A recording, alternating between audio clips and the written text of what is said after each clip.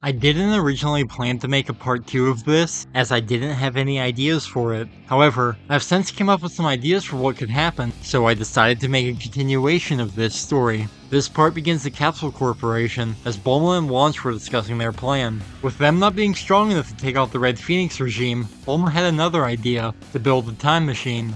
How long this would take is hard to say, but their general plan is to send Launch to the past, have her kill Dr. Gero, and stop the conversion of Mercenary Tao into an android. Their plan might also include killing Master Shen before she returns to her time. When it comes to building the time machine, it might be difficult for Bulma to find all the parts she needs, given the state of the world. Launch would likely be sent out to find parts and do raids against Red Phoenix compounds in hopes of finding the parts they need. However, she would obviously need to be careful when raiding these compounds as to not get detected by androids 10 and 11. The distraction they need might end up coming to Earth a couple of years later. Raditz obviously wouldn't know about Goku having been killed, so he would still come to Earth to search for his brother. After he arrives, he wouldn't be able to sense any large power levels on the planet, so he would assume that his brother died somehow. He wouldn't settle having come there for nothing, though, so he would decide to start wiping out the planet for Frieza. This would obviously put him in direct conflict with the Red Phoenix, so androids 10 and 11 would go after him eventually. He isn't strong enough to defeat just one of the androids, so he definitely couldn't beat the two of them together. His fight with the androids is the perfect distraction for the heroes to make their move. When Bulma and Launch notice that the androids are distracted with this mysterious invader, Launch leaves to begin her raid on the Red Phoenix compound. She wouldn't know how long the androids would be distracted for, so she would go as fast as she could to get in, get what Bulma needs, and leave. It shouldn't take her long to do, especially since she knew exactly what she needed. So, she would be gone by the time the androids were done fighting Raditz. Speaking about the androids, they would have easily killed Raditz. I don't see a reason for Vegeta or Nappa to be interested in coming to Earth in this timeline. There wasn't any mention of the Dragon Balls, and there wasn't any mention of any high power levels to intrigue them with the possibility of having a good fight, so they have no reason to go there. By extension, this also means that Frieza would never learn about the Dragon Balls and never go to Namek. Anyway, back with Launch. As she returns to Capsule Corporation with the parts Bulma needed, Bulma would go right to work with adding them to the time machine, as it was the last of the parts they needed. When it's eventually finished, they can finally put the next part of their plan into action. So, they would go over the plan one last time before Launch gets into the time machine. Bulma gives her some capsules for the journey, which contain supplies and vehicles she might need, as she then gets into the time machine. As we learned in the Android saga, Bulma knew the location of Dr. Gero's lab, so she would pass that information on to Launch before she leaves. She then goes back to the year that Gero turned Tao into an android. Specifically, this would be when Gero was in the process of converting him into an android. This way, Launch wouldn't have to deal with trying to fight the androids. After Launch arrives in the past, she immediately uses a plane from one of the capsules to fly to the northern mountains. Since that's where Gero's lab is, it would take some time to find it, but when she does, she would use explosives to blast her way in. She would be shocked to see that someone had blown their way into his lab,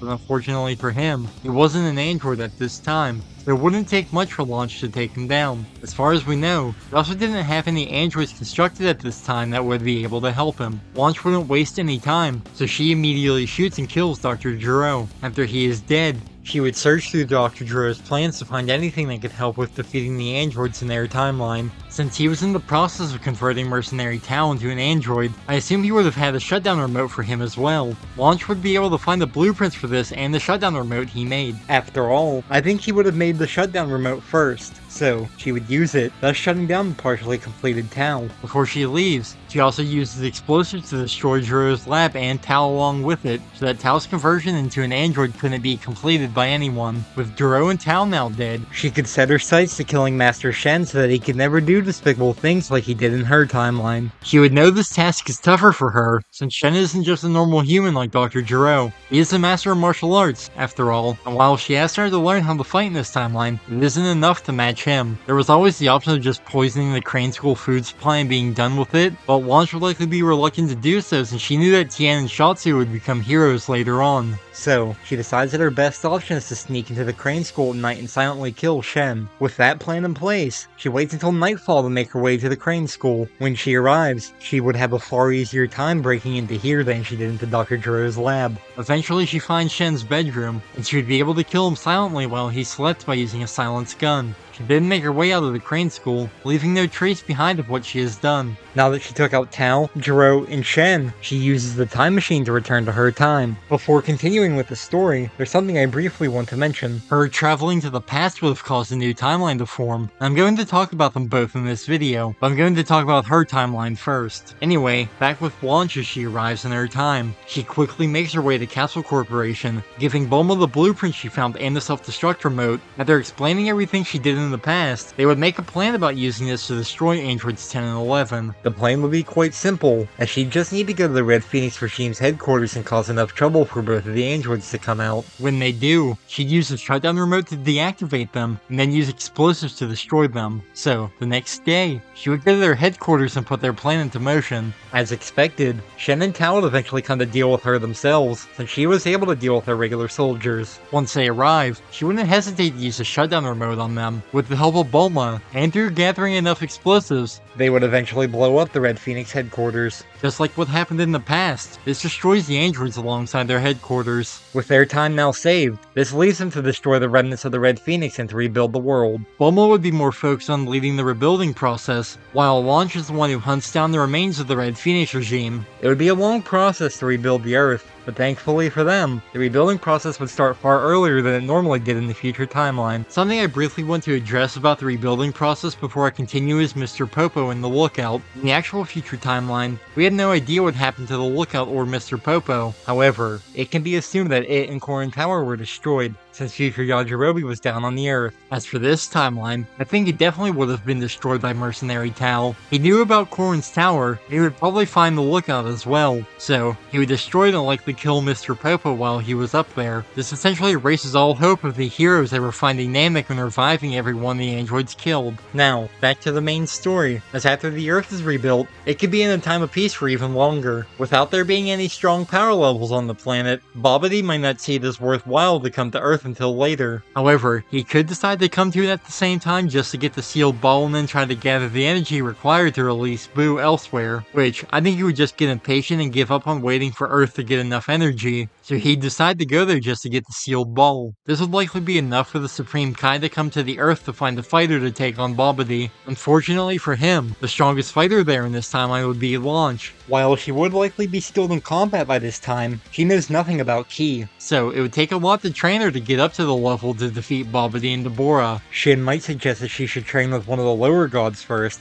such as King Kai, so that he could help teach her the basics. He could teleport her to King Kai's planet, and with Shen wanting him to train her, she wouldn't need to go through the test of making him laugh to become his student. After her training does progress through the basics, such as learning how to use Ki and how to fly, he could begin to teach her more advanced fighting skills and Ki blasts. Over time, she might even learn how to develop Ki blasts of her own. Regardless, after training with him for a while, I could see him teaching her the Kaioken and the Spirit Bomb. After all, if she has to go up against someone like Babidi and Deborah, she would need all the help she could get. Seeing how she needs all the help she could get, after finishing training with King Kai, she might get to train with the other Kais if she has time. From what we know about South Kai, he trained his students in a defensive manner, so he would teach her defensive techniques. The East Kai's fighters were known for their exceptional speed, so her teachings would have to do with making her faster and teaching her techniques related to speed. As for the West Kai, the most we know about his teachings is that he teaches the Thunder Flash attack, so he likely teaches that to her along with other techniques. It's possible she might get to train with the Grand Kai, but we don't know anything about how he trains his students. We don't even know of any techniques he teaches, so it's up in the air for what he could teach her. The most I could come up with is that he might be able to help her gain a better mastery over some of her techniques, such as the Kaioken. The highest we've ever seen Goku push in canon material was 20 times,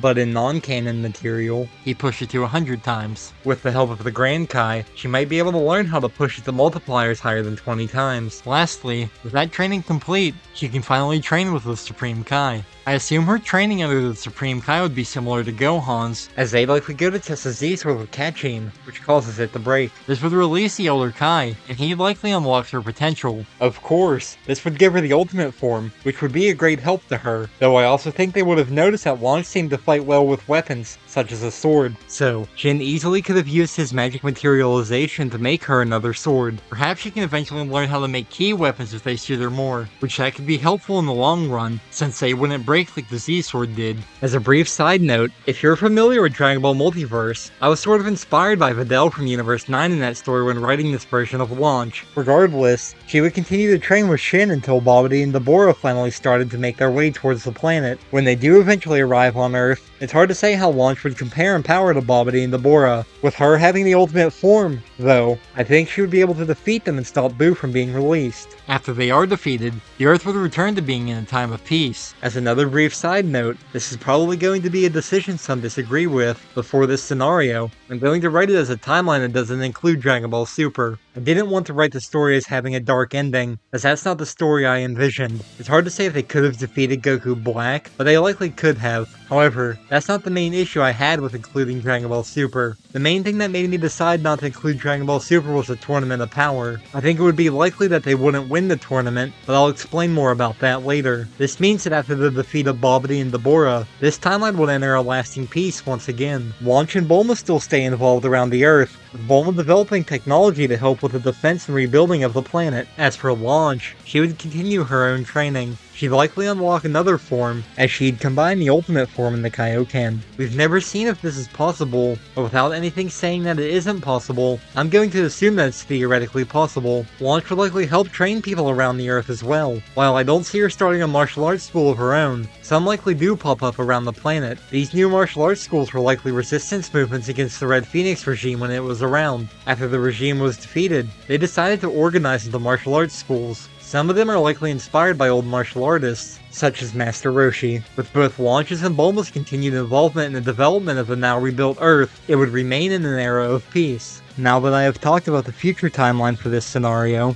I'm going to talk about the timeline Launch created by traveling back to the past. With how early she killed Master Shen, this means Tien and Shatsu's training under him was cut short. While they would still try to train in the Crane School way, without a teacher to guide them, they likely end up weaker than they normally were. Even then, the tournament would mostly go the same. One of the major differences would be that Master Shen wouldn't be there, so Tien and Shatsu might start to see the truth behind Roshi's words slightly earlier than usual. Also, for the final fight, Goku might end up winning this time. Normally they were completely even power-wise, and Goku still almost won that fight. So, in this case, with Tien being slightly weaker, Goku is likely able to get the upper hand and win the fight. Things from there stay generally the same up until what would be the Android Saga. With Dr. Gero being dead, none of the androids are created, so no one from the future would have to come back to the past to warn the heroes about them. That means that it's Goku who defeats Mecha Frieza and King Cold. Also, assuming Goku still does get the heart virus and dies from it, he should be able to help the heroes find new Namek. Without the heroes having to deal with the androids, he could talk to them through King Kai to help them find new Namek. As a brief side note, Hercule will never become as famous as he normally did since he couldn't steal the credit for defeating Cell in this timeline. Also, Krillin would never be able to get with Android 18, for obvious reasons. The Earth is in a time of peace until Shen arrives on Earth to deal with Babidi and Deborah. Even without having to face Cell, the heroes likely would have unlocked Super Saiyan 2 on their own. Though with Goku having been alive the whole time, Vegeta would have gotten to fight with Goku many times. So, when they do eventually enter Babidi's ship, he'd never let himself be controlled by Babidi. Also, since Goku is alive, Gohan probably didn't fall behind on his training as much. This means that they easily defeat Babidi and Deborah, thus stopping Boo from being released. Without Boo being released, he's obviously never reincarnated into Oob.